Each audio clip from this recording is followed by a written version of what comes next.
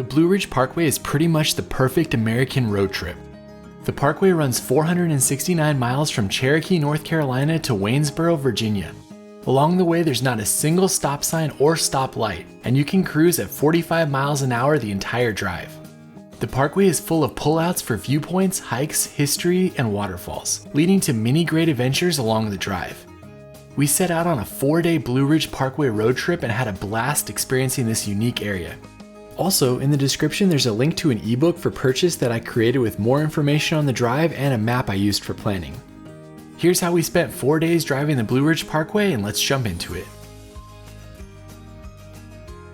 To begin our time on the Blue Ridge Parkway, we arrived in Cherokee, North Carolina at the southern end of the route.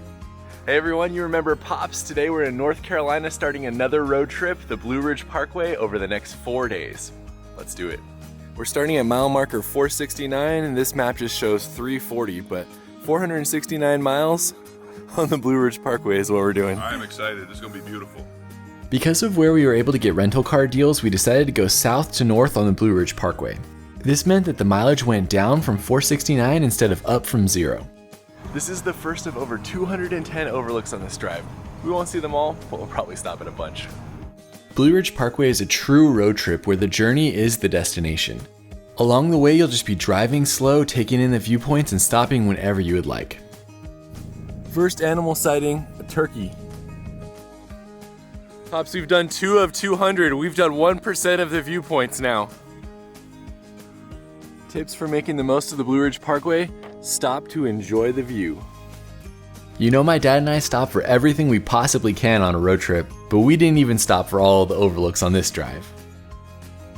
What sets this road trip apart is that it's 469 miles, and during that time you'll never see a stop sign or a stoplight. It's 45 miles an hour and you can just cruise the entire way. What's amazing about the Blue Ridge Parkway in the early morning is just the sound of the birds, the wind.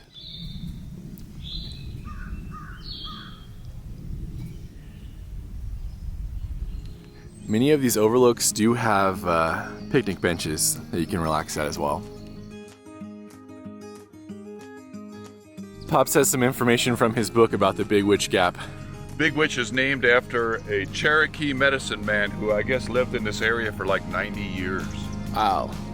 As you're driving, pretty much none of the viewpoints have any additional information. I recommend picking up a book, and I'll link to some of the books that we used in the description. Even the books, though, don't have information on all of the overlooks since there's so many.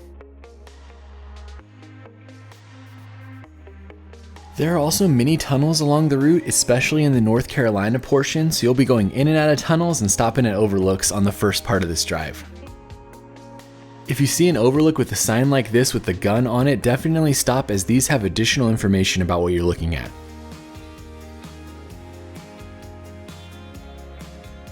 Right before arriving at our first stop, we saw the Plot Balsam overlook, and this was one of the best ones we saw in the first 14 miles. Check out that fire lookout right in front of us. That's pretty incredible. I bet the views are stunning from up there. This is easily one of the best viewpoints we've seen so far. As we left the overlook, we turned off the parkway at Highway 19 in the Soco Gap in order to see Soco Falls. It's only about 5 minutes off the route, but you definitely need to know where you're going, as it's a little confusing trying to get there with Google Maps. Don't follow your GPS to get to this one. It's a turnoff that you walk down to. Once you make it to the turnoff, it's only about a 5-minute walk down to the waterfall viewing area.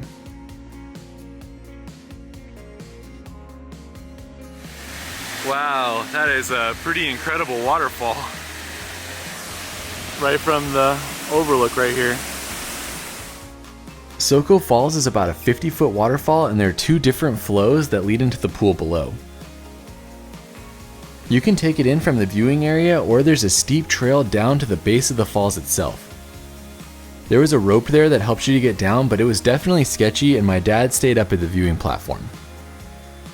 This waterfall is amazing! Something you'll quickly realize about the Blue Ridge Parkway is that it's full of waterfalls. This was one of 6 or 7 waterfalls that we saw, but it was easily one of my favorites. Didn't expect to see that on the first day of the Blue Ridge. Beautiful, beautiful waterfall. Wow. That was amazing. So if you guys want to find it, here's the pull off. There's the start of the trail, but there's basically no signs. After leaving the falls, it was a 5-minute drive to get back on the parkway. In case you're looking for one of the best overlooks on the trail, Soko Gap. Look at those views. I'd say there's probably a dozen or so overlooks like this where the trees have grown up and you can't actually see anything. Luckily, most of them are good and we continue to gain elevation, giving us amazing views of the mountains out in front of us. One of my favorite things to take photos of are mountain layers, and there were so many mountain layers during this entire drive. This is Water Rock Knob, one of the visitor centers that are here, and it's a really popular hiking trail as well. Plus, how do you beat these spots for picnics? Look at all of these mountains you can see from this viewpoint. I mean, there is a staggering amount of mountains out there. The visitor center isn't open yet, and also I have to imagine this is a pretty incredible place for sunset. The highest point is 6,684 feet. The highest point of the Rocky Mountains is 14,422 feet. After taking in the views, we decided to hike the Water Rock Knob Trail. The trail here is a 1/4 mile to the overlook or a 1/2 mile to the summit. We are here in late June and the rhododendron are blooming. You can see them kind of over here, over there, very pretty. I call these rhododendron a couple times on the drive, but they're actually mountain laurel, which I realized later. This is a steep trail up to the viewpoint. Apparently there's a trail system that runs through this area called the Mountains to Sea Trail, MST, and it heads that way. The MST trail goes from the Great Smoky Mountains to the Outer Banks and is 1,175 miles. Pops is regretting his decision to come on this trail. This is a steep trail. Very steep. We made it to the pedestrian overlook right here. The views from the pedestrian overlook are a little bit blocked. They're still pretty. It's cool to be able to see the way the road cuts through the mountains here, but I decided to continue on as the views weren't that great. This was my first introduction to the hiking trails along the Blue Ridge Parkway, and I would definitely say be prepared for steepness. Most of the trails are honestly pretty short, but they're really steep going up and going down. The views did continue to get better as I went up, so I decided to go on to the summit. Pop's turned around and is headed back to hang out for a little bit. I'm continuing to the top, but this is definitely a steep trail. We made it to the summit of Water Rock Knob. I was glad I decided to go all the way up here, as you could stand out on this rock and you could see the road going in both directions. I imagine sunset with the mountain layers would be pretty incredible up here. As we're hiking up the trail, I ran into Christian, who knew me from YouTube, but actually has a channel as well, and your channel is? Traveling the Trails. I will leave a link in the description if you want to check it out. The views from the top were really nice. I wish I was here for sunset. We're heading back down. Visitor Center should be open now. We'll check that out before continuing on. As you drive the route, there are about a dozen different visitor centers. Each of the visitor centers cover their specific area, so ask them any of the questions that you have about the area that you're in, but I found they don't know a lot about the following areas and will just refer you to the next visitor center. Look at this big old bug underneath the magnifying glass. Pop's found himself a shirt. Gotta get my t-shirt in place. Tiny little visitor center, some information plaques, a couple snacks. We're heading on. I've been told that bathrooms are a premium on the Blue Ridge Parkway, so there are bathrooms here as well. Just FYI. So there's the turnoff right there, and Water Rock Knob is that one that we just climbed. This section of the drive is actually some of the highest elevation you'll be at on the entire route. It's well worth stopping at many of the different viewpoints here because the view is so expansive as you look out in the distance. I was also blown away by how much of the drive has shaded tree cover and how green everything was. We did this drive in early June, and I have to imagine the spring's a pretty great time to be in the parkway. Of course, the fall's probably the best with all the changing of colors though. As we head to the next stop, I wanted to provide a little bit more information on the Blue Ridge Parkway. The parkway is run by the National Park Service, and since the 1960s, it's been the most visited unit of the National Park Service for all but 4 years. The parkway connects Shenandoah National Park in the north and Great Smoky Mountains National Park in the south. The parkway is usually only open from the spring to the fall, and it often closes in the winter as the snow makes some of the areas impassable. We've made it to the Richard Balsam Overlook, which is the highest point on the Blue Ridge Parkway. The official sign for it is back there. Pops, we're only a half day into our journey and we've already made it to the highest elevation on the Blue Ridge Parkway. Motor Road. 6,053 feet. We don't even get out of bed for 6,053 feet in California. But it is amazing here. The high point on the road trip sits right at milepost 431. It's a great place for a picnic and just to take in some of the views.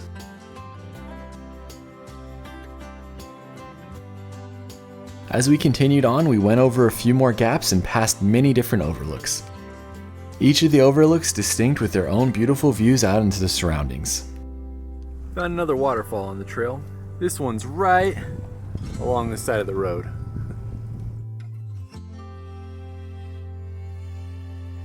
Our next stop brought us to the overlook for the Devil's Courthouse, and you can actually see tiny people up on the rock in this shot. You can hike all the way up to the rock if you want to, but we had a lot planned for today, so we continued on. As we continued on, we went through a few more tunnels before making it to our next hiking spot.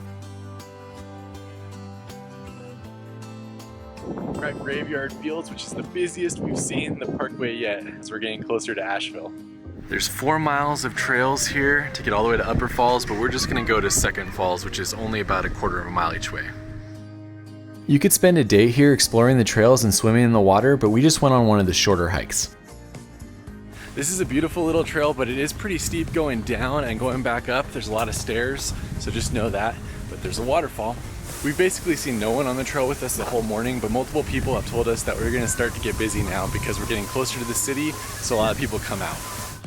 This area is also especially popular because there's so many great swimming areas for families and for older children. We saw a birthday party happening at one of the shallower pools and tons of teenagers hanging out at the deeper ones. Heading down the stairs, almost to the falls. The upper part is a very gentle cascade, and then as you take the stairs down to the base, you'll see that Second Falls is actually pretty impressive.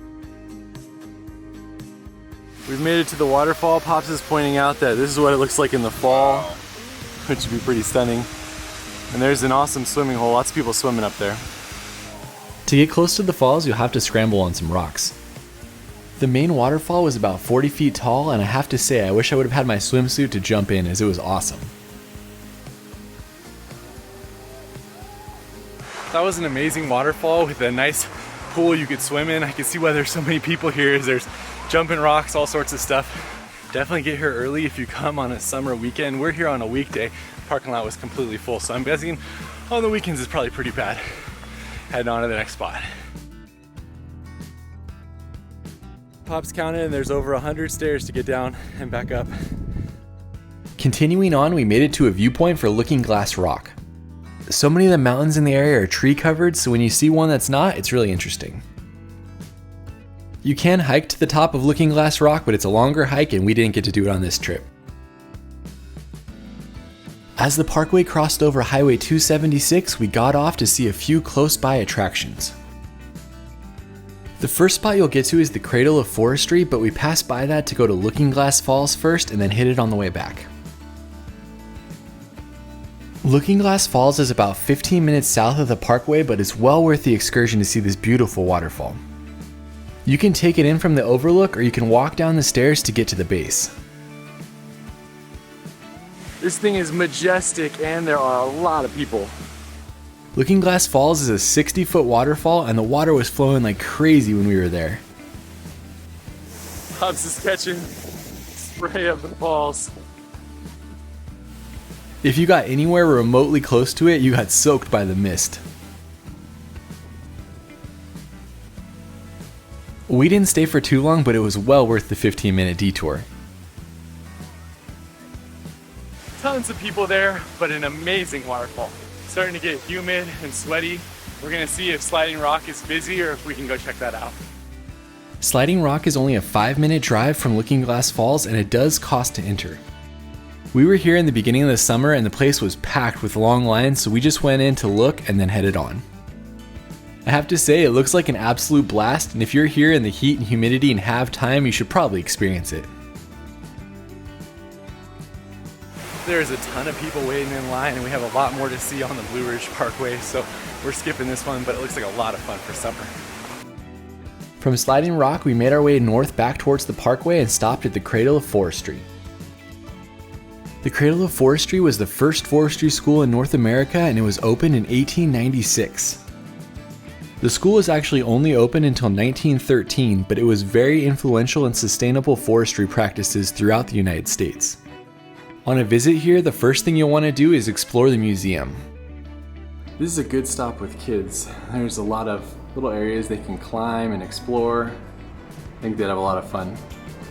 They even got a play area with campfire supplies, so you can make your own s'mores and you can hang out in a tent. After leaving the museum, be sure to walk the Bitmore Campus Trail. The trail is 1 mile round trip and takes you to 8 historic buildings that show you what life would have been like during the school's days. This is definitely a spot you're not going to want to miss if you're interested in the area's history. This little trail that takes you to the buildings is awesome, plus the museum is awesome as well. Many of these buildings were built in the late 1800s.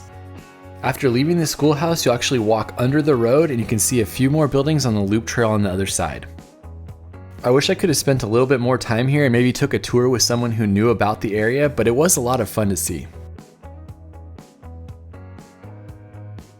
From here, it's 4 miles back to the Blue Ridge Parkway.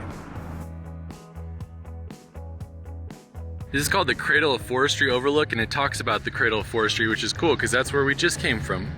It was basically down in there somewhere. We probably only stopped at about half of the overlooks today. You're gonna have to decide how many you want to stop at. They're like every couple miles. Something to note about the Blue Ridge Parkway is that it's pretty hard to find food on the trail. It was getting late in the day and we hadn't passed anywhere to eat, so we arrived at the Pisgah Inn and hoped that they had something for us. Perfect. They have a sit-down restaurant if you want to sit down, but they have sandwiches and salads that you can take to enjoy the view with. So we found the most epic lunch spot ever, basically. Sandwiches to go, Adirondack chairs, and this view. This ended up being an amazing spot for lunch with quick sandwiches that we could grab and great views. There's an awesome patio area as well that looks out over the mountains and back towards the Blue Ridge Parkway. I imagine this would be a pretty amazing place to stay, but there was no availability when I looked for my trip. Do let me know if you get a chance to stay here or if you eat at the restaurant and how it is in the comments. From the Pisgah Inn, it's about a 45-minute drive to get to Asheville. Along the way, the route goes through much of what you've come to expect from the day. Lots of tunnels, lots of overlooks, and beautiful views. We took the drive slow and didn't really stop anywhere else on this portion. We made it to the city of Asheville, which is officially the end of our day on Blue Ridge Highway, but we wanted to see Chimney Rock State Park, which is about 30 minutes south, so we're heading there now. When you arrive in Asheville, there's many things you can do, with one of them being visiting the historic Biltmore Estate. When I was researching this trip though, I saw a picture of Chimney Rock and I knew I had to visit if I was close. Since our hotel was only 30 minutes away, we decided to make the drive down there and to see it for ourselves. We made it to Chimney Rock State Park. We're gonna hike to the top of that and then we're gonna go to a waterfall as well. This park is one of the most photographed areas in North Carolina. The picturesque Chimney Rock is the highlight of the park, and you can either take the elevator or you can hike the many flights of stairs to get up and see it.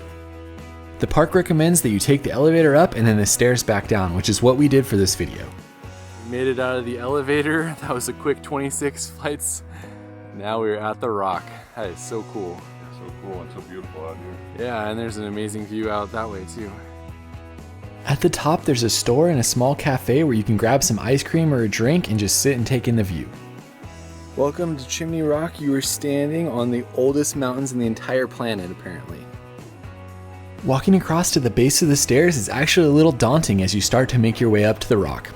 Believe it or not, Pops is actually going up on the rock. I was shocked that my dad decided to do this, as I would have never thought he would have climbed up to the rock. Let me know in the comments if you've seen these videos and all the things he hasn't done and are shocked that he went up here. Elevation 2280. Here's all the mountains you can see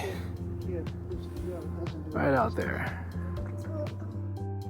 The rock's well protected with a fence around the outside, so you can just take in the views without worrying about falling off. This is an amazing spot, well worth the effort to get up here. And by effort, I mean riding the elevator. Now we're gonna head and see if we can find a view that looks down on it. Josh is.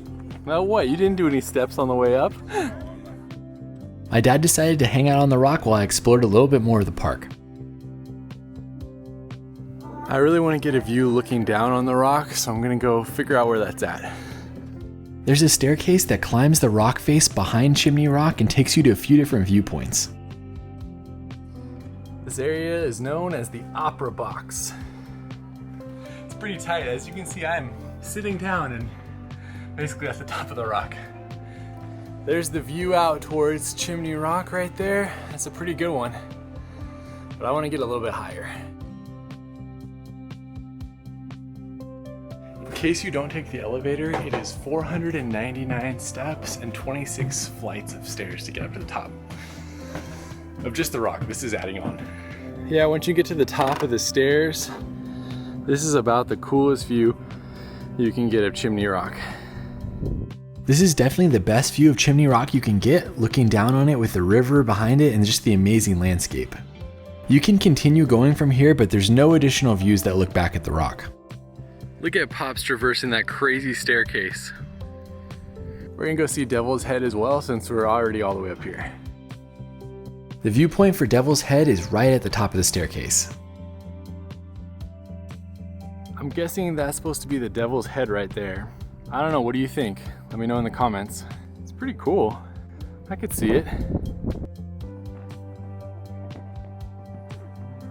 Saying goodbye to Chimney Rock, and we're heading back down to do the waterfall hike. That's where we were at up there at Chimney Rock. I went to the top of the stairs. Now we're down here and we're gonna go out on the falls trail. Once you make it back down to where you parked, it's 1.5 miles round trip to Hickory Nut Falls. Unfortunately, that comes with hiking down more stairs to get to the trail and then up at the very end. This isn't a tough hike. There's only a few hundred feet of elevation, but it is pretty humid and not used to the humidity, so you get sweaty quickly. We were also pretty tired from our busy first day, so we just took our time and walked slow towards the falls. I hear water, so I think we are getting close. There's a waterfall right there. Fortunately, not a lot of flow right now. Hickory Nut Falls is an over 400-foot waterfall. It's one of the tallest waterfalls east of the Mississippi, and it became well known after it was used for a scene in The Last of the Mohicans. We made it to Hickory Nut Falls. Fortunately, not flowing too much. Still pretty cool. There was a small pool at the base of the waterfall, but it wasn't more than a foot deep. I have to imagine this would be a pretty incredible waterfall to see in the spring when it's flowing pretty hard. We're both exhausted, and that was only day one on the Blue Ridge Parkway. We have 3 more left to go. So we're heading back to Asheville. We're gonna get some dinner, and then that'll be the end of the stay. It took about 45 minutes to drive back to downtown Asheville and our dinner spot. Made it to Asheville. We're going to dinner at Chai Pani, which just won the James Beard Award for Outstanding Restaurant, meaning it's one of the best places in the United States. Let's give it a try. My brother-in-law was the one who told me about this, and we got really lucky to be able to be in the city about a week after it was announced. We put ourselves on the reservation list as we were driving back, and it took about an hour and a half before we were seated. I don't even think I could tell you what we had. We just had the waiter bring us some of the most popular dishes. This is the top recommended appetizer. Pops is gonna give it a try. They want you to put the whole thing in your mouth basically at once. Well done. That's really delicious. Really unique. Sweet. Yummy. Wow. Basically everything we had here was incredible, and the flavor combinations were just so unique and not stuff that you normally have. I definitely recommend you give it a try if you're in the area.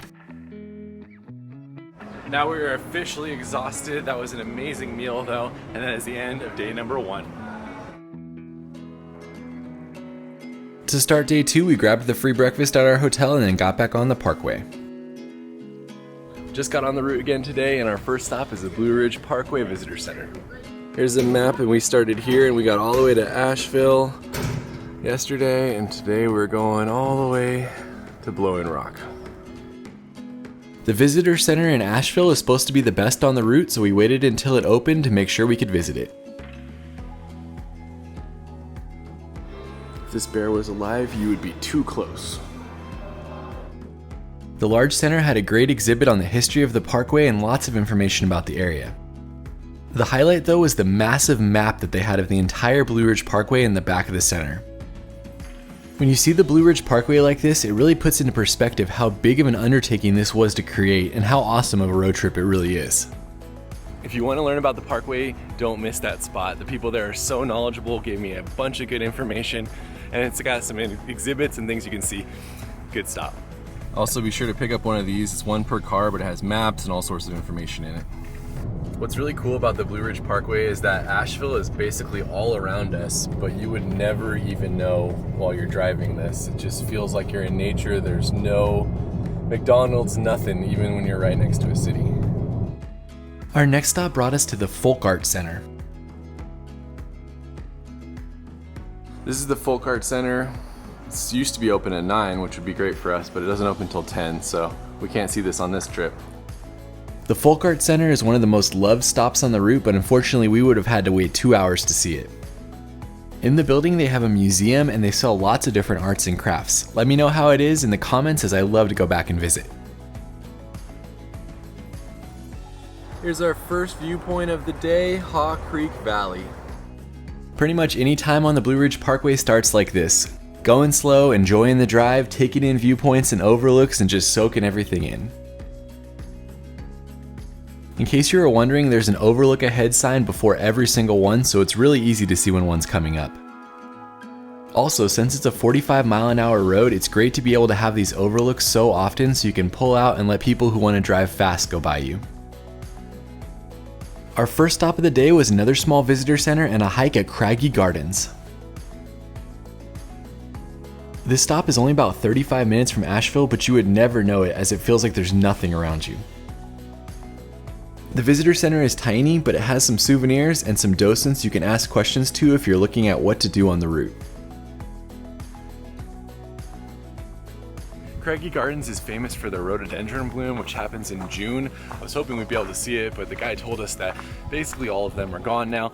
So we're gonna go do the Pinnacle instead. But if you come here in June and they're here, you should definitely do it. The Craggy Gardens trail did look really pretty, and there was some mountain laurel that we saw there. That mountaintop right there is Craggy Pinnacle. That's where we're heading to next. After passing Craggy Gardens Visitor Center, the Craggy Dome parking area, we're heading out to Craggy Pinnacle. I think that's the most times I've ever said Craggy in one sentence. From the parking area, it's only 3/4 of a mile to the summit. According to Pop's book, the summit is supposed to be one of the best views on Blue Ridge Parkway. I'm excited to get there, but I love all these rhododendron trees all around too, even though they're not in bloom at the moment. Like pretty much all of the trails on the Blue Ridge Parkway, this one goes uphill the entire way. It's not too difficult, but all the trails are pretty much short and steep. This one was beautiful with all of the shade and different trees, plus the mountain laurel blooming, and I'm sure the rhododendron during the right time of the year. This is a beautiful trail. We're in the shade of the trees. There's rock steps. Just heading up, but it's beautiful.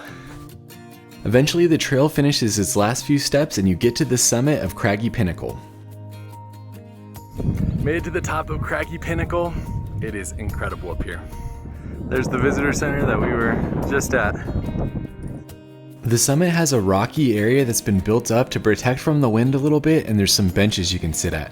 I don't know if it's the best view on Blue Ridge Parkway, but it's certainly one of the best views we saw during our trip. My dad and I stayed up here a good 20 minutes, and there was a volunteer who was sitting up here to answer questions. Overall, a really fun hike along the route. We're making our way back down, but that was one of the best views, best hikes we've done so far on the route. Shout out to the ranger who told me about it because I wasn't planning on doing it. Had not. That has got to be in my top 5 most beautiful short hikes that I've ever done, with the beautiful canopies of the flowering trees and the incredible 360 view. A fabulous hike.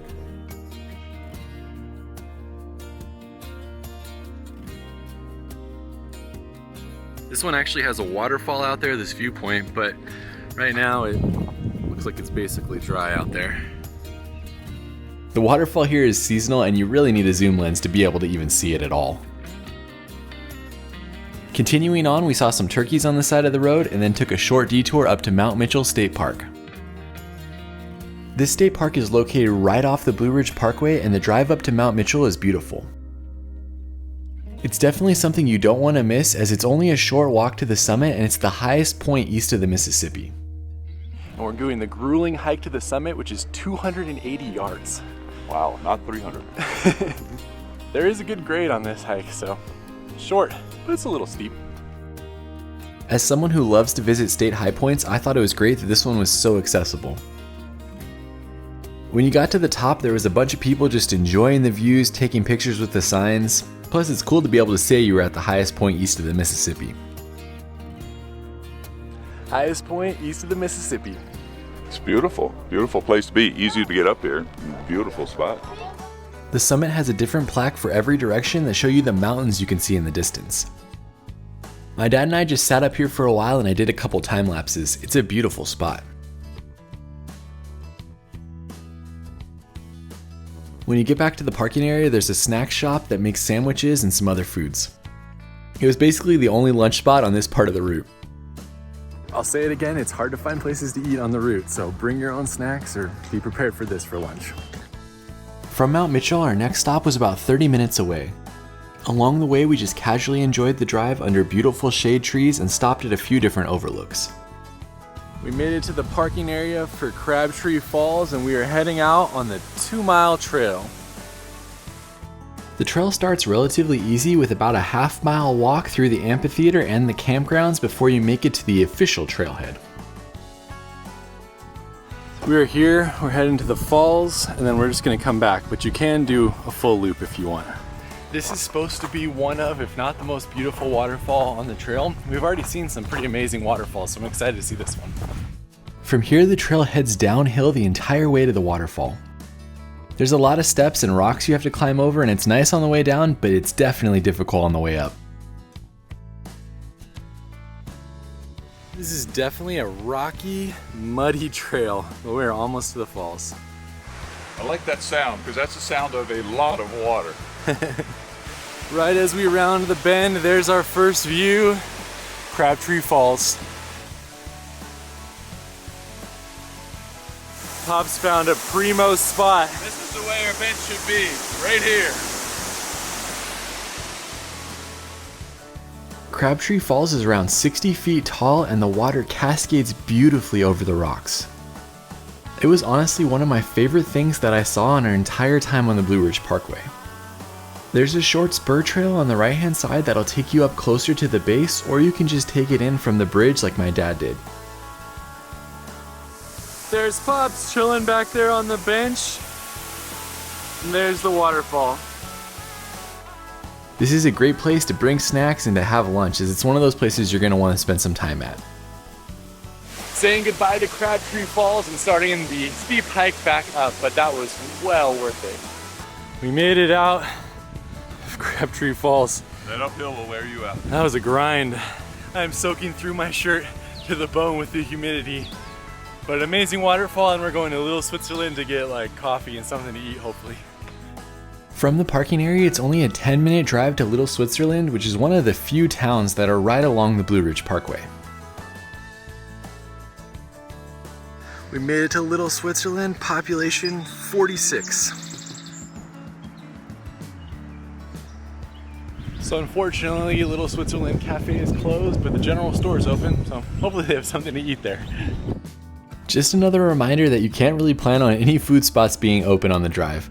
I have no idea why the cafe was closed as it was a normal lunchtime, but we did go to the general store and get a Gatorade and a few other snacks. Unfortunately, Little Switzerland was a bus. We did get some Gatorade. Back on the parkway, it was a 7-minute drive to another visitor center and museum. As we were driving, we saw a sign for the Museum of Minerals. Figured we'd check it out. It was interesting to see that the visitor center was small and the museum on minerals was actually a lot larger. To the mines. This museum was interesting as it was relatively interactive and would have been good for families looking for a quick stop with kids.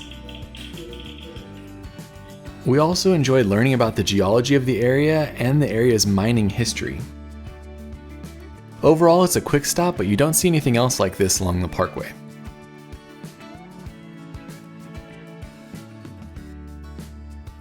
There's our next stop, just slightly off the road. It's the Orchard at Alta Pass.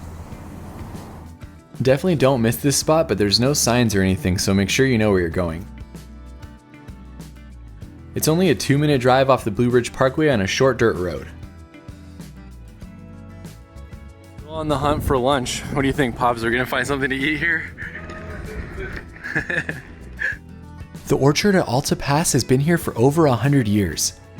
Seeing the area's changes brought about by railroads and then again by the Blue Ridge Parkway. It's still a favorite place for visitors driving the route with you-pick apples during the season and amazing pie that you can get year-round. We tried to get lunch at every place that was supposed to have lunch for us on the trip, but This looks like lunch. yeah, we were gonna have ice cream and pie for lunch. This is really not by choice though. We tried to get regular lunch. Delicious, nice pie, yeah. Pops has changed his review. He said it was good, but now he said it's really nice. It's really nice. It's got a great crust. It's very good. What do you give that out of 10? I'd give it 8.5. Oh man, that's good pie. Yeah. I mean, pretty much anything you eat is good when you can look out at this view while you're eating it. I don't know if I'm just hungry, but that was amazing pie, beautiful views, not a bad stop. All right, so we can't find coffee on the route either, so pocket lattes. Ready to eat coffee. Pops with the lavender vanilla. Looks more like pocket chocolate. I'm getting coffee, and I'm not getting chocolate, which is nice. interesting. It looks like chocolate, but It's supposed to have 1 whole cup's worth of coffee caffeine in it. it's got the bitterness and stuff of coffee. I don't know. Not horrible. All right. Not amazing. Not horrible, not amazing. Pops review. After indulging in apple pie and a pocket coffee for lunch, it was back on the parkway.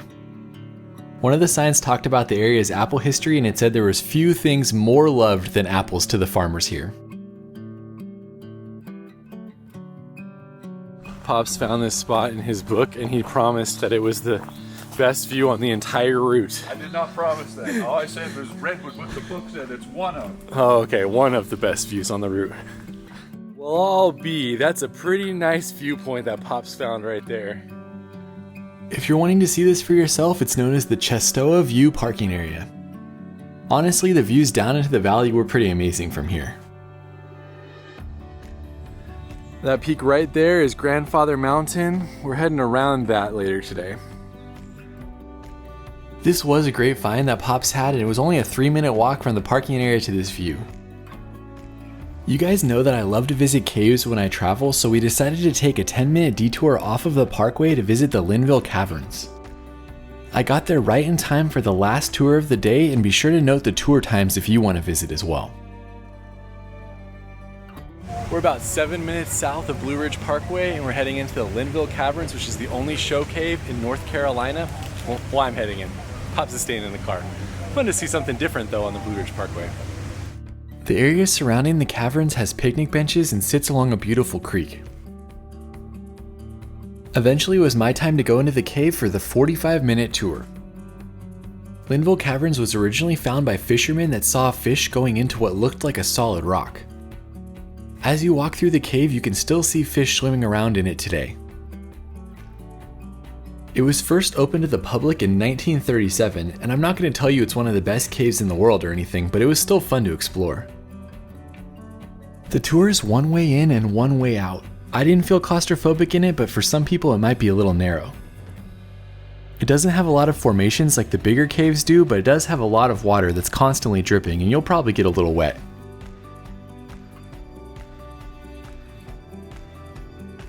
That was a fun cave tour. Great little break on the Blue Ridge Parkway, and we're heading on to Linville Falls.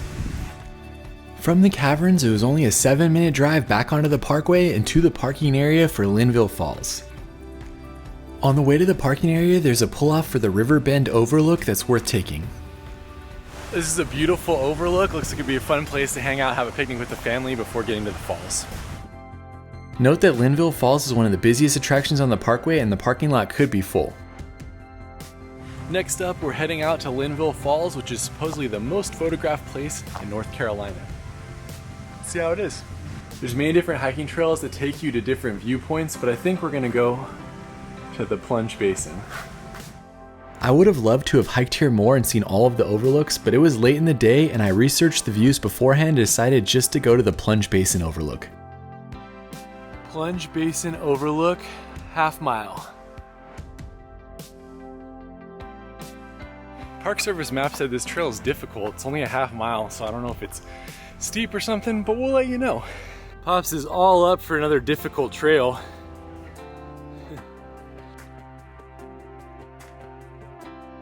We're almost to the overlook, and I have to say that this trail is difficult, and the one we did earlier to Crabtree is extreme, because this trail is not bad. There's a little bit of uphill in the beginning, relatively flat, shaded, pretty beautiful. I call this the Pops rating scale for trail difficulty. You know whether a trail is difficult on whether he takes out his hiking pole. Hiking pole is not out, so it's not a difficult trail. As you go down the last few flights of stairs, you'll get to the overlook. Wow, look at that. This waterfall is stunning because of the gorge that it falls into, and it's about 45 feet tall. It's beautiful, and I like the way it's kind of like got the two levels, and the one is hitting the back. It'd be cool if you could see that back one a little bit better, but it's still pretty sweet. And then this big, beautiful lake that's formed in here too is cool. Linville Falls, Plunge Basin Overlook. Do let me know if you go to one of the other viewpoints and if it's better than this one, but I have to say, it's pretty good. Be sure to leave a thumbs up on this video for Pops conquering his fears, standing on the edge of this lookout right here. Oh man, one-footed. There is a steep path that takes you all the way down to the water near the base of the falls. We didn't do that on this trip though. 20 minutes later, we were arriving at one of the spots I was most excited for on the Blue Ridge Parkway, the Lynn Cove Viaduct. Before that though, we had to go around Grandfather Mountain, which you can actually drive to the top of, but it was closed for a private event the day we went. We're heading out to the observation area for the Lynn Cove Viaduct. This is also a wheelchair accessible trail to the observation area. There's also a visitor center here, but it was already closed when we got there. This trail is called the Tenawa Trail, and it takes you to the base of the Lynn Cove Viaduct. This is not the traditional view that you normally see, but it's cool to be able to go under it.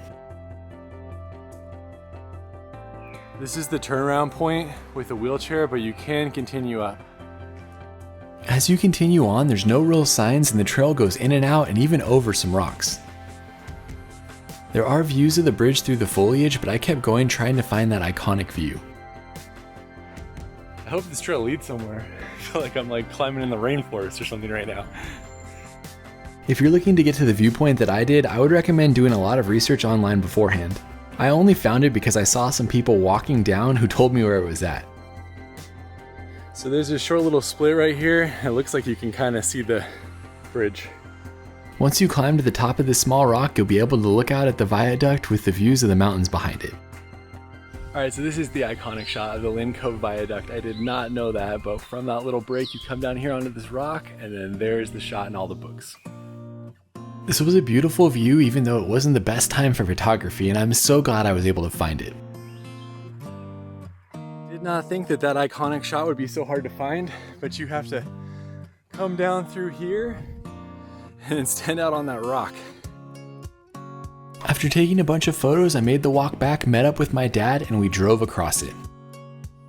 The Lynn Cove Viaduct was created to protect the habitat that exists on Grandfather Mountain. It's 1,243 feet long, and it's the last piece of the Blue Ridge Parkway that was completed in 1983. If you're interested, there's a turnoff right after the viaduct, and you can actually walk back out on it if you want. If you want to see a few more views of the viaduct, then you can walk the short path that goes along the road from the pullout area. I just wanted to quickly note that the first 2 days on this drive have by far the most attractions that we wanted to see. As you can see, it's pretty late in the day already and we still haven't got to the hotel.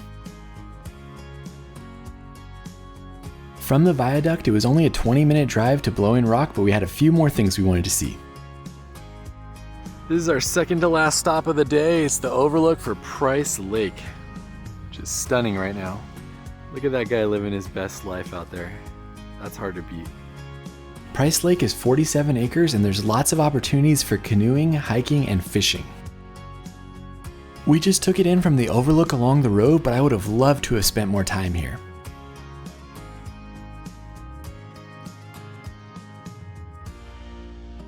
As we neared Blowing Rock, the only thing we had left to do was to visit Moses H. Cone Memorial Park.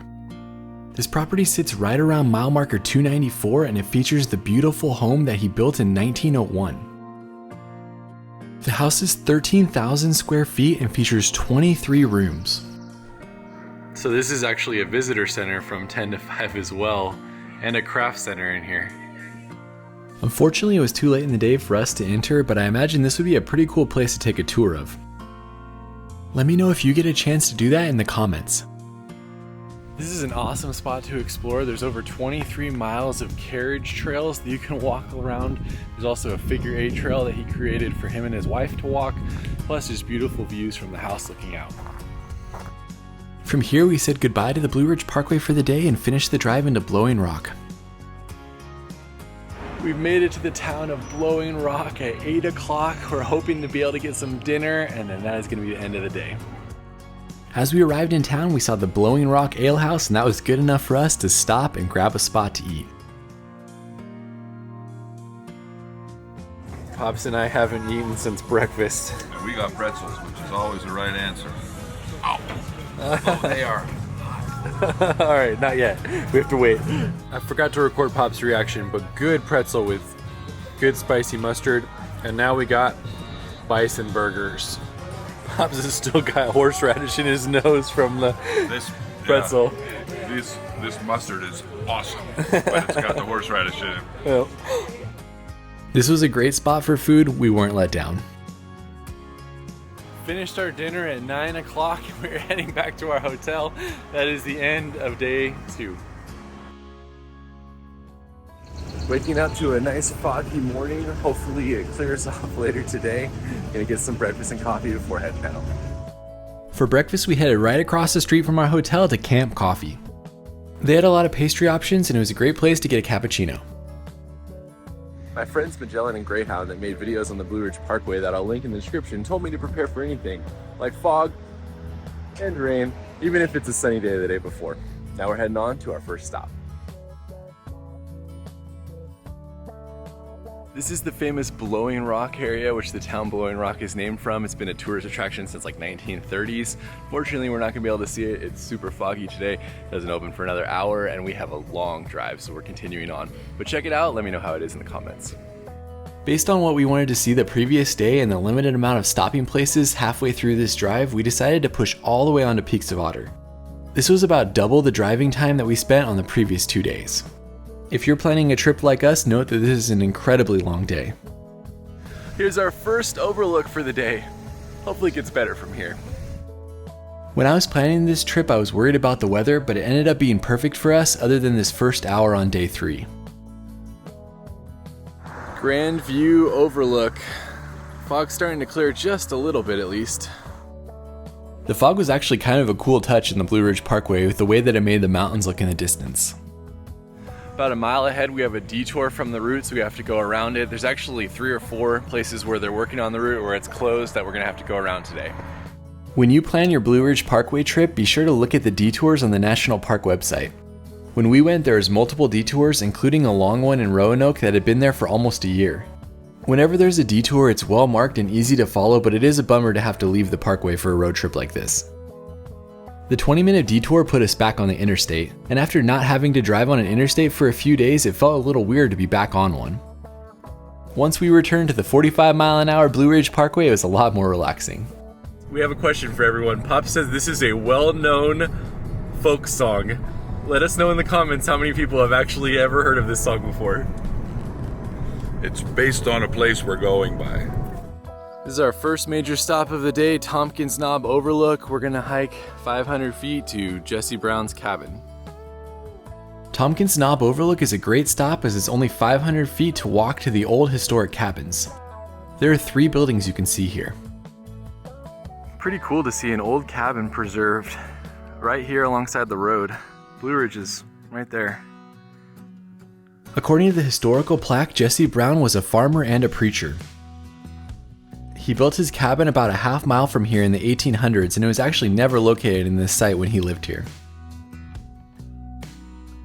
There's also one other structure to see. It's an old church up here. This building is not the actual church that once stood here, but just a recreation of what they think it would have looked like. Also, most of the preaching happened outside, but this building was here in case there was weather and they needed to move it inside. Look at Pop's doing his good service right here, picking up trash. Also, who drinks a Yoo-hoo? Yeah. Whoever drinks you, you're a slob. Especially in that cabin. As we were walking back, we saw another little structure, maybe like a storage shed or something. It's got a little water runoff going into it. This is actually a small shed they would use to keep things cool. From Tompkins Knob, it was only about a half mile to our next stop, which was our one major hike of the day. Right around mile marker 272, this 1 mile round trip trail takes you down to a nice waterfall. It's interesting, in the area we came from, all the rhododendron were blooming, but here they just have buds on them, so they're not blooming yet. This trail was incredibly peaceful in the early morning light, and we didn't see any other people until we were coming back up. The trail is shaded pretty much the entire way, and it follows a nice creek as you make your way down to the waterfall. Based on the creek, I didn't expect there to be a lot of water in the waterfall, but I was pleasantly surprised by the time we made it down there. Note that you do have to go down a series of steps to get to the overlooks. This is the first overlook.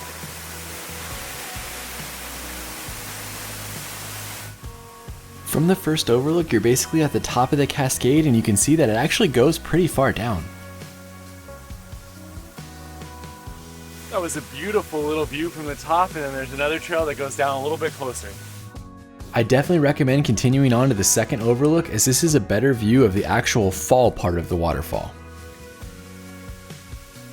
While the actual drop is only about 5 feet, the entire waterfall cascade is over 100 feet. It didn't look like it was going to be that impressive in photos, but both my dad and I agreed that it was one of our top spots on the trip. It was incredibly beautiful and a really peaceful hike. That was an awesome waterfall, way better than I anticipated it being. Not too hard of a hike, some stairs to get back out, but pretty impressive. Heading on.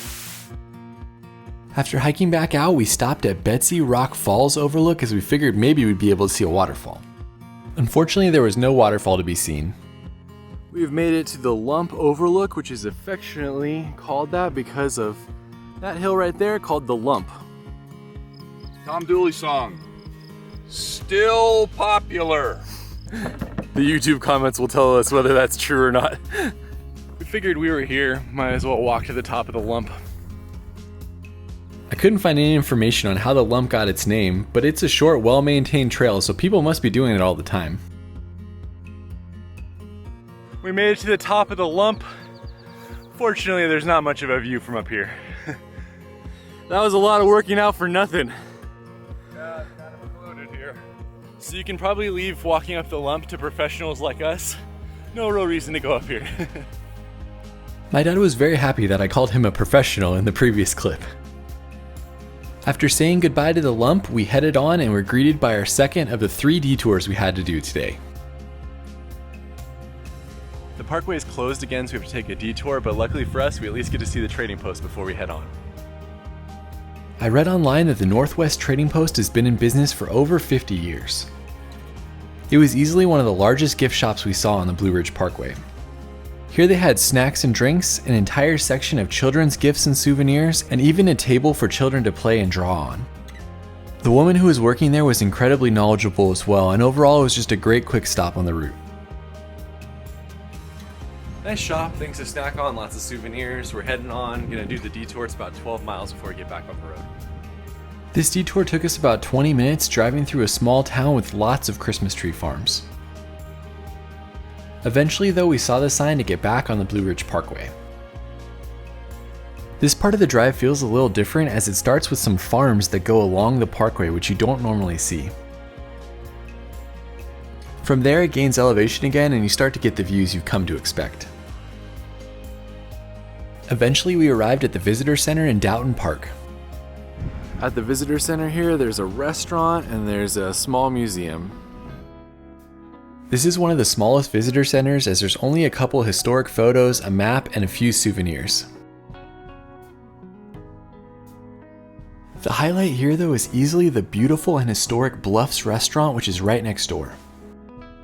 This restaurant was originally a popular spot on the Blue Ridge Parkway when it opened in 1949. It closed in 2010 and its future was uncertain until it was repaired and restored and reopened in 2020.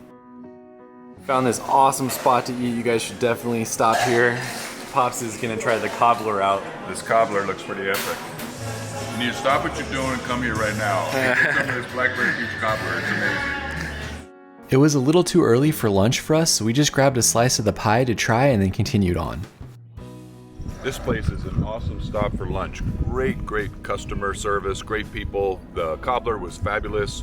Blackberry peach, come on down. Plus they have coffee here at the Bluffs restaurant, so we haven't seen that on the route very often. From the Bluffs, it was only a 5-minute drive to our next stop, the Brinniger Cabin. Cabin is open today from 10 to 11:45. We're just making it, like 15 minutes before 11:45. One of the reasons why we couldn't stop and eat at the restaurant was because we had to get here before it closed.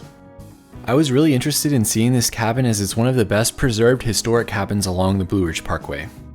They even had a national park worker who was here to tell you all about the cabin, the area, and the family's history. The cabin here was built in 1889 and the Brinniger family lived here for over 60 years. You were free to walk around the interior of the cabin and ask any questions you had. Pops does not fit in the historic house. Not so well. This was their outdoor pantry. There are also 2 more buildings you can see on the property, the first being the outdoor pantry. Inside here there are lots of different tools with information on how they worked the land.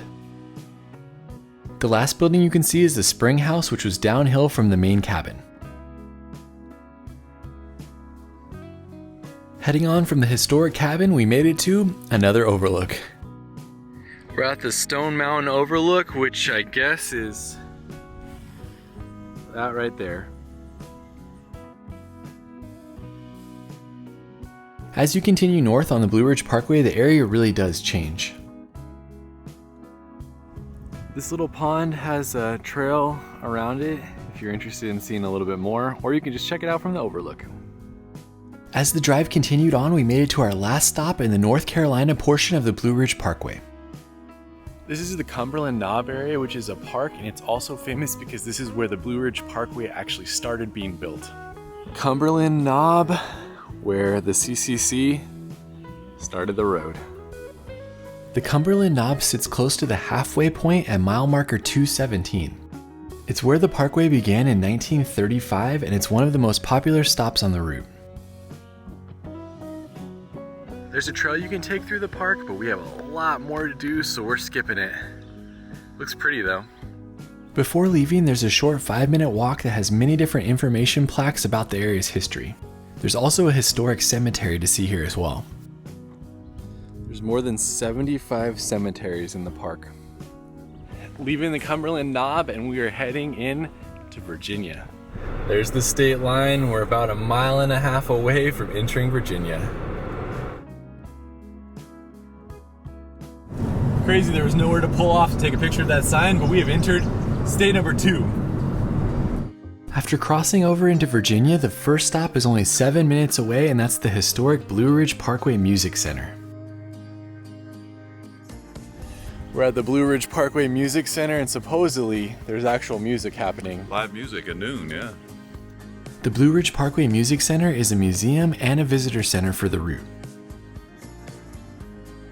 One of the volunteers talked us through the center's history. He told us that this area was a crossroads for music because of the way people traveled through it. A lot of American music originated here and then moved out to the rest of the country. This is an amazing museum, lots of knowledgeable people about music and how it came from here and went elsewhere. Plus you can press these buttons and you can hear songs. It's easily one of those places you could spend a few hours as there's so much information here to see. I don't think I'm gonna be able to pull Pops away. He's super excited about the music history.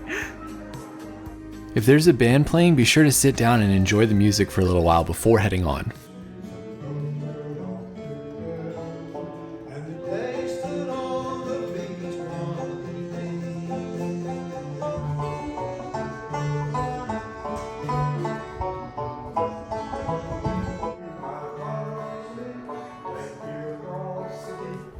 That place was incredible. One of the coolest stops we've done on Blue Ridge yet. Really, really fun, and just these kind of friends getting together, not professionals, just plucking together and jamming. So fun. Yeah, planned for at least an hour there. It's awesome.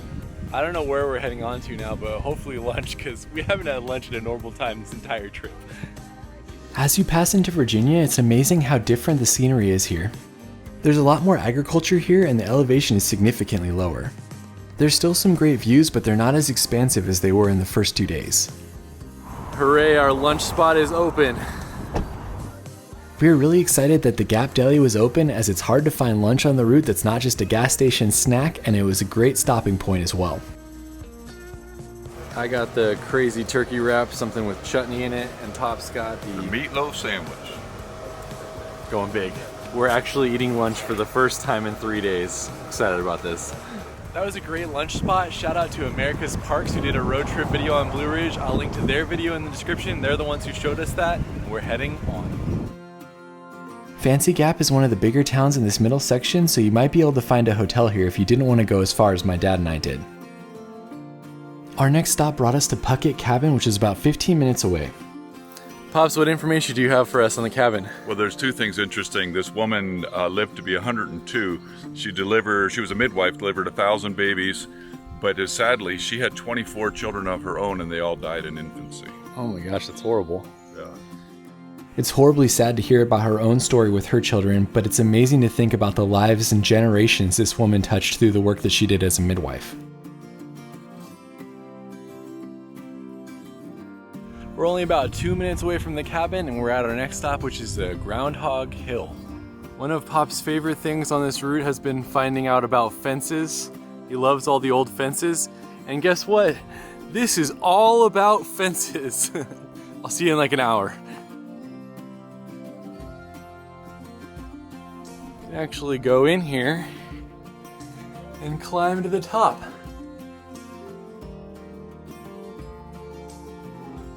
Did you learn all you can learn about the fences? It's crazy how we hiked like 10 miles yesterday and it's just it's hard to walk up the stairs. Yeah. Neither Pops or I have any idea what this is, but I'm gonna tell you right now. So if you want to guess before I tell you, pause the video, guess, and I'll tell you what it is. Believe it or not, this area was actually built in 1942 and was a fire lookout. Now it's just here as a part of history for you to climb up and enjoy. Pops, look at this photo of the two fences going into each other.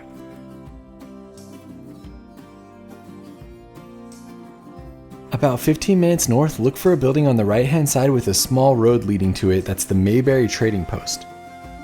I actually missed it and had to double back and find it as it's right off the parkway. This building was originally built here in 1892. Back then it was the area's post office and a general store, and now it's just a general store. There's the Mayberry Creek Post Office back here. It's fascinating to explore as there's lots of antiques and old pieces of history in between the different items for sale. It's a great quick stop and it has bathrooms. All right, I got 3 different types of homemade jelly that the ladies made in there. This one looks like Dawson preserves. It's a type of plum. And then I got wild black raspberries, which sounds pretty epic. And then I got wild fox grapes. Not sure what that is, but I'm excited about them all. She said she made the raspberry this morning too. It's a fun little spot. Next, I stumbled on the Round Mountain Overlook, which had a 20-minute trail you could take. This is an awesome little view under the bridge. I'm not gonna do the full trail, but look at that. I'm beginning to realize that 4 days is definitely not a long enough time if you really want to experience the parkway. There's so many things like this where you could get off, you could explore, but everything takes 20-30 minutes, and when you're getting to a destination, you gotta pick what you do. As we left the Overlook, we were arriving at one of the most popular things on the Blue Ridge Parkway, the Mabry Mill. The mill is the main thing, but there's a bunch of other buildings, looks like as well, that are all like how rural life would have been. Here we are at one of the most iconic spots on the Blue Ridge Parkway, the Mabry Mill.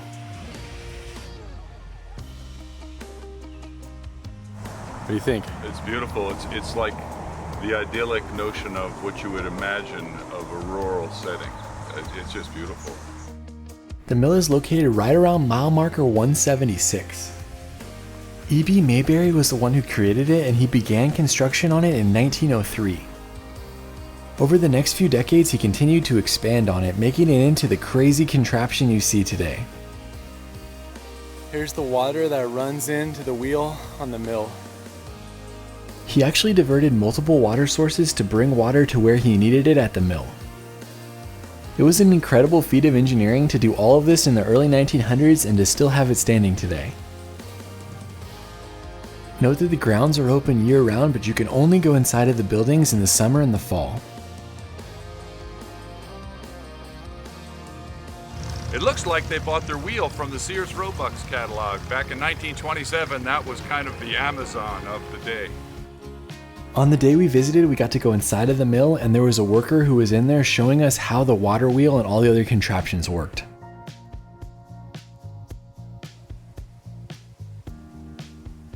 So these different wheels led to different things, and the size of the wheel would be related to the speed. So for example, this one would go to this one, which was a grinder. And then one of these others would go to this one, which was like a saw. And others to other tools that this guy invented. It's just fascinating. After exploring the mill, be sure to walk around the entire property and see all the other historic buildings. I've never in my life seen a lumber drying rack, but there's one right there.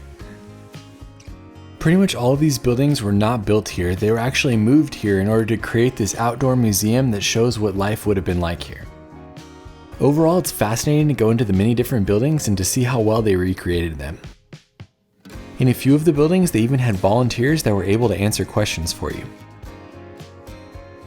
Many of the area's settlers would make whiskey, and this is an example of what it would have looked like right next to a creek.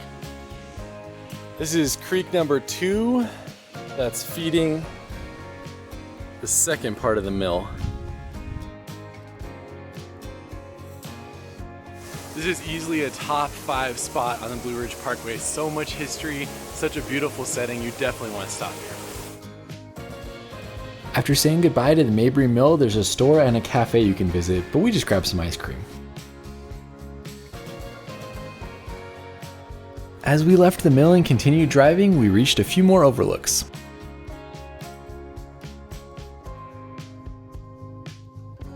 This one has a fun history as he created the dam in order to allow his customers to fish while he was doing work for them.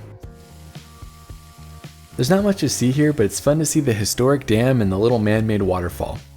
Plus we saw a big turtle swimming in the water, but we weren't able to get it on video.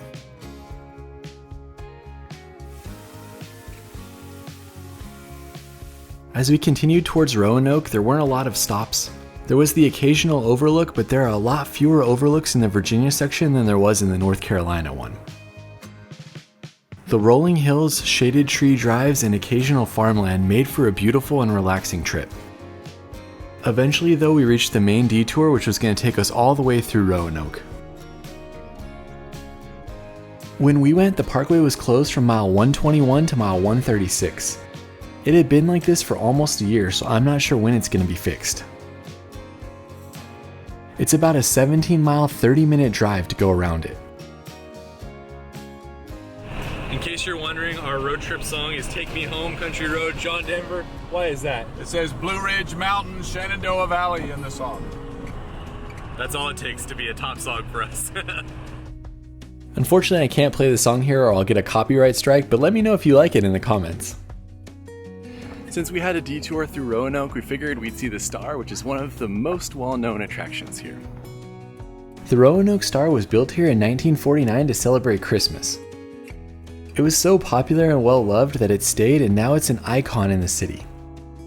Every night the star is illuminated, but it was fun to see during the day as well. Plus there's some great views out over downtown Roanoke from the top of the hill. Leaving Mill Mountain, we headed back down into the outskirts of the city and continued along the detour before arriving back on the Blue Ridge Parkway. We went through this section relatively fast as we wanted to get to the peaks of Otter before the sunset. One of the viewpoints you should stop and see is the Quarry Overlook. Here you can see a dolomite mine that's been running since 1916.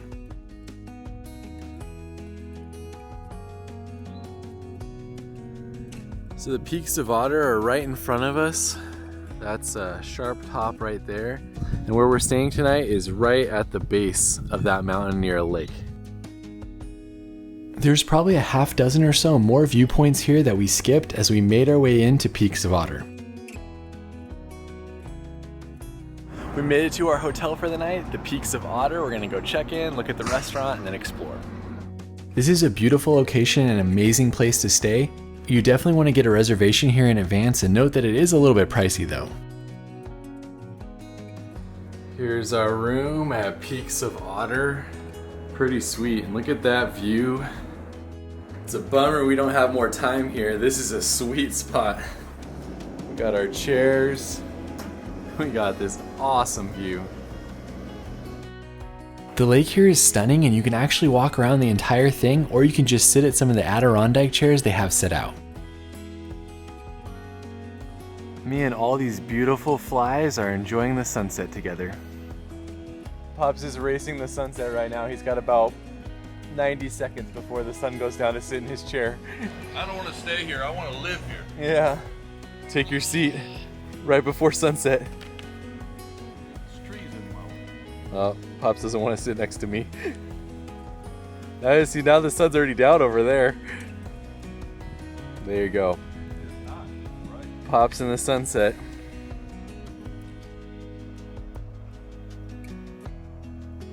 Of course, like any road trip, you can't do everything. Sharp Top Mountain is something I really wanted to do, but we're here too late and we only have tomorrow left, so we're not going to be able to do it on this trip, but it's an amazing hike with supposedly amazing views.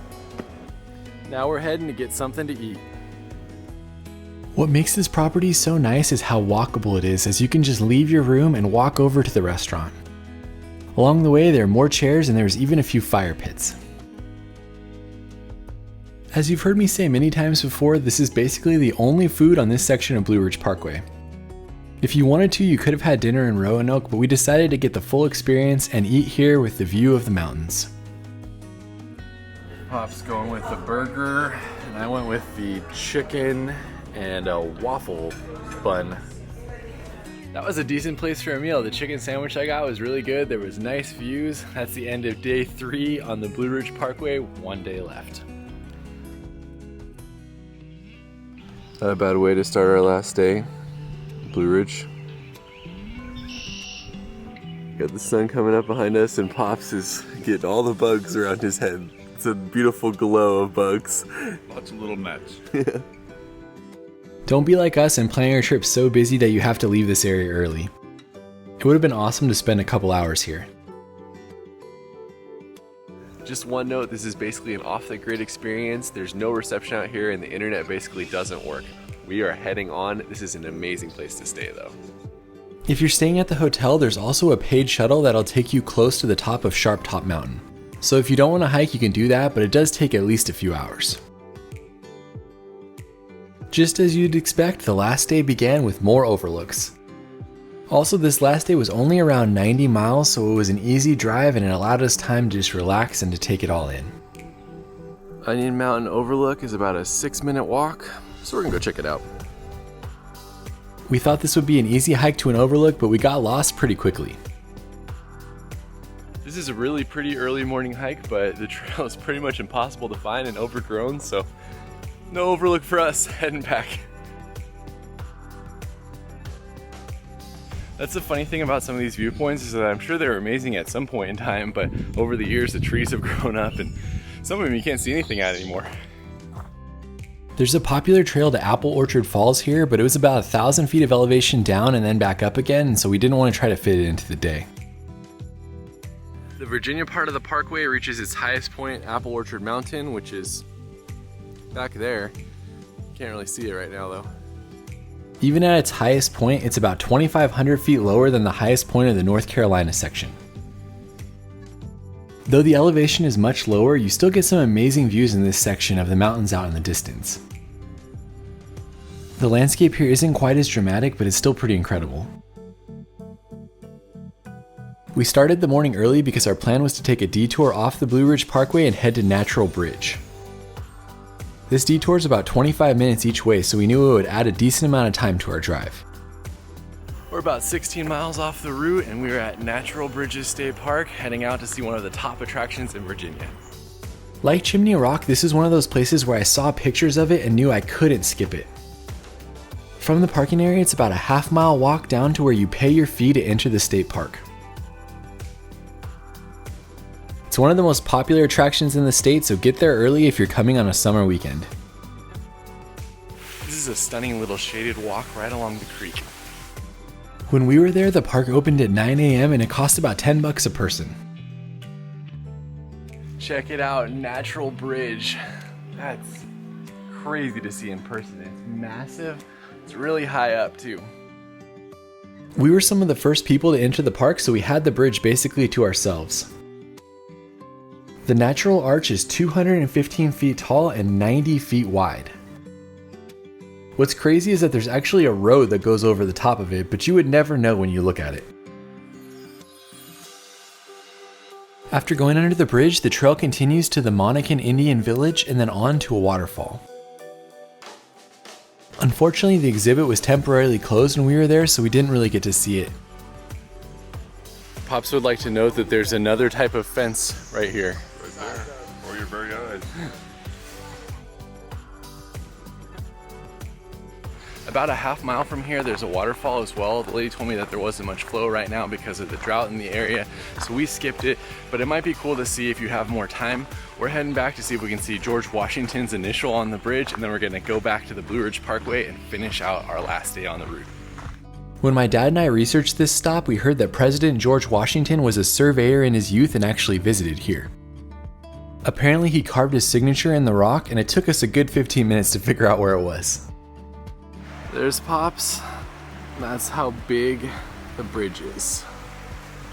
We found the initials were directly under the bridge, right here next to this marker, and then look across the water. It's in that little square right there.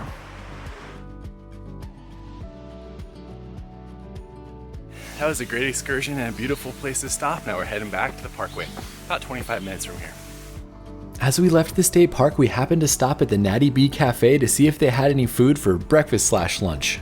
We didn't get breakfast at Peaks of Otter, so if you come out here to Natural Bridge, there's a great general store that makes awesome breakfast sandwiches. Oh man, let me see it. Amazing. That is what came with our sandwich for breakfast, and it was so good we had to go back in. From there, it was about 20 minutes back to the parkway, and once we got on it, we almost immediately arrived at our next stop. The visitor center is closed, but there's a nice trail that goes across the river that we're gonna do. By this time, we didn't need to go to another visitor center, but we were excited to visit the Canal Lock exhibit, which is about a 10-minute walk across the bridge. The pedestrian bridge that they built here was amazing, as it goes underneath the Blue Ridge Parkway, which is right above you. The bridge allows you to cross the James River, which is the largest river in Virginia. As you make your way across, there's views in both directions, and it's a stunning spot. When you make it to the other side, there's a small path that'll take you over to the Canal Lock exhibit. The sign states that the lock was built in 1848 and it's about 15 feet wide, 21 feet deep, and 100 feet between the two gates. It was designed so that it could lower and lift boats so that they can go from the creek into the river.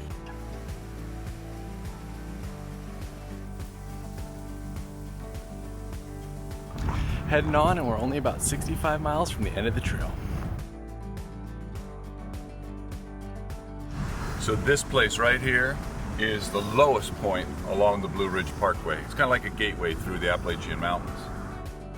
At the lowest point, we were at 649 feet, almost 6,000 feet lower than the high point. We're about 1 minute away from the visitor center at the Otter Creek Trail System. There's a man-made waterfall right down here. This particular spot is the south end of Otter Lake with a dam and a man-made waterfall. I mean, it is man-made, but it's pretty awesome. Along this section of the drive, you go along Otter Creek and Otter Lake, which is what feeds into the James River.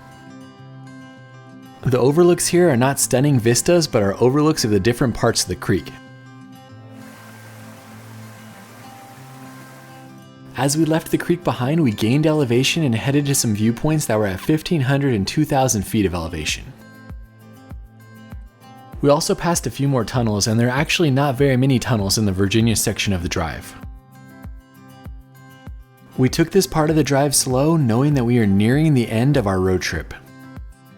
Plus, my dad and I were still blown away by the beautiful blues and greens that we saw in the mountains and the skies at each of the overlooks.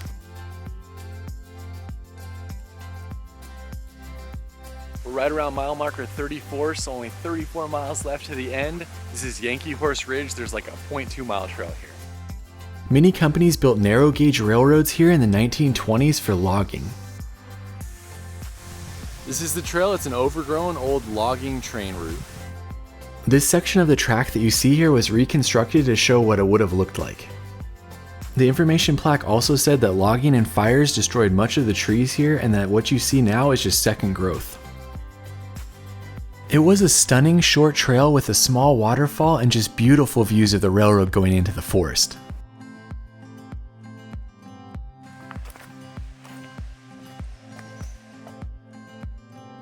I'm a sucker for this kind of thing, as I love trains and I love photography, so seeing the tracks go into the trees was pretty incredible for me. The trail is really short, so this is only like a 15 to 20 minute stop. There are picnic benches here if you want to stay a little longer, but we continued on.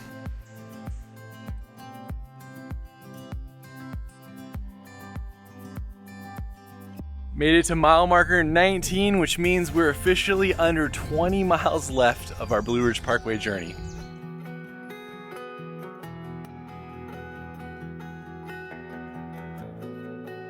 As we continued on, there were a couple more viewpoints, but none caught our eye until we saw this big collection of rocks off on the left-hand side.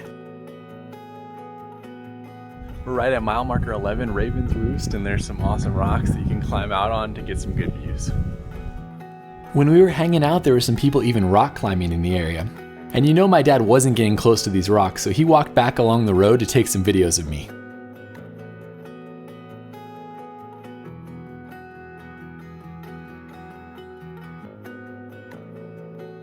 During the course of this drive, we probably saw a dozen deer, so keep your eyes peeled as they often go out in the middle of the road.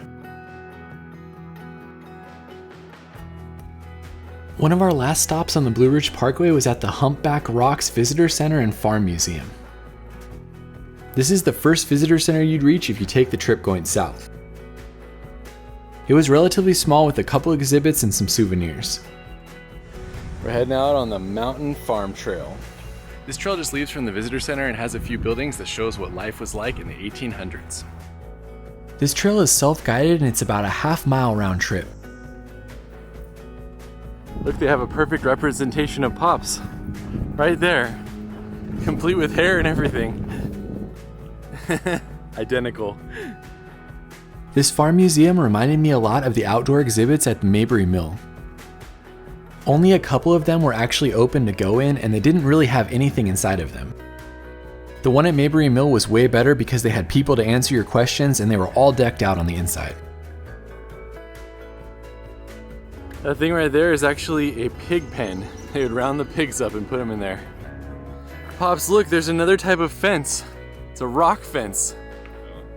How do you feel about that one? I find your humor is exhausting.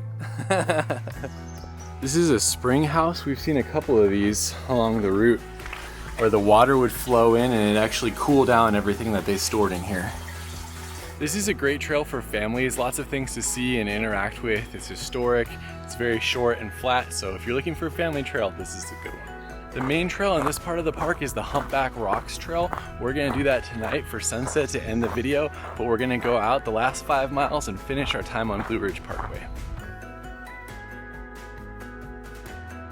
We're at mile marker 3. This may be our last viewpoint. It's a view of the Shenandoah Valley and it looks like it's very good. The Shenandoah Valley must be through there somewhere. All right, I'm glad we're not leaving on that past viewpoint. This is the Rockfish Valley viewpoint and it is much better than the last one. At least if that's the last viewpoint, it's a much better end. Sad moment, we're on the last mile of our Blue Ridge Parkway trip. You can see we're about to become a highway. I was wrong again. This is the Afton Overlook, which is officially our last overlook. Look at how much I wore Pops out. He didn't even get out of the car for the last overlook. That's how tired he is. All right, all that's left is the end of the route sign.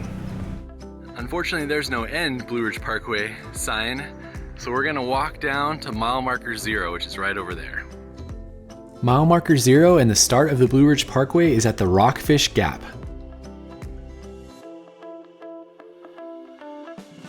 Mile marker 0, we have officially completed our time on the Blue Ridge Parkway.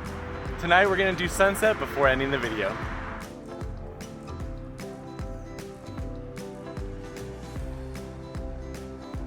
Also tomorrow we're gonna make a video on Shenandoah, so I'll link that below, and there's a video on Great Smokies I'll link to as well.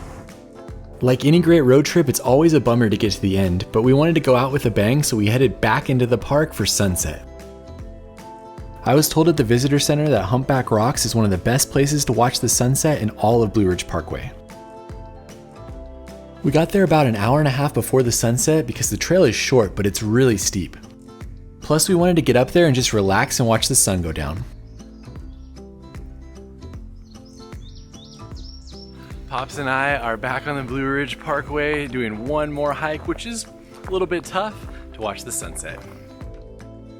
The trail begins by going through a shaded area, and it was beautiful to see the sun coming in and out of the trees as we walked on.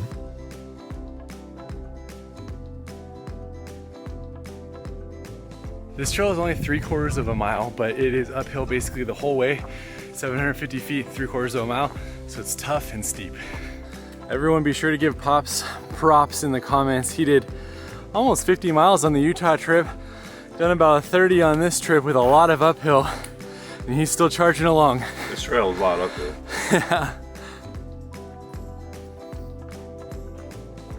The uphill is beginning again. When you get to the last 1/4 of a mile, the trail doesn't mess with you anymore. It's basically just incredibly steep and rock hopping as you make your way up. Eventually you'll make it to the top, and then it's a short, flat walk over to the rocks. No joke, this is the steepest hike we have done on this entire trip. It is a tough one, so know that going in. When you reach the Humpback Rocks and see the view, the difficulty of the trail melts away as you look out into the distance. From here you can scramble up the rocks to the left or to the right, and there was about 15 to 20 people up here, but it was easy to spread out. My dad had no interest in doing the scrambles, so he stayed at the base of the rocks, but he had a pretty great spot for sunset as well. Pops made it and found his spot right there. This is the second time we've ended a road trip video with a sunset, and I think we need to do more of these in the future. This one and the Alaska one are sunsets I'll never forget in my entire life. We stayed up here for over an hour and watched the cars driving along the Blue Ridge Parkway below us and the sun heading down in the distance. Unfortunately, there was some clouds right along the horizon line, so we didn't get as amazing of a sunset as I was hoping for. But honestly, I can't complain, it was still something I'll never forget.